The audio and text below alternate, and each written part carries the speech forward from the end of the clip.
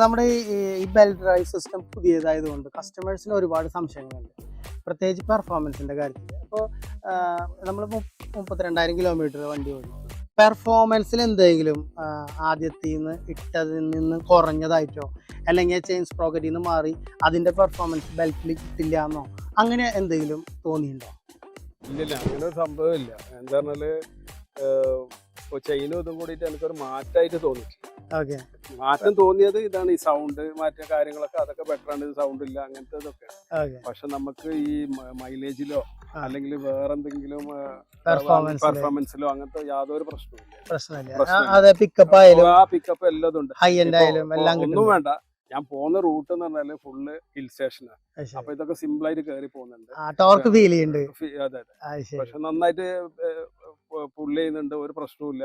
അതായത് ഈ ചെയിൻ മാറ്റി എന്നുള്ളതുകൊണ്ട് ഉള്ള ഒരു പ്രശ്നം അങ്ങനെ ഒരു പ്രശ്നമേ ഇല്ല.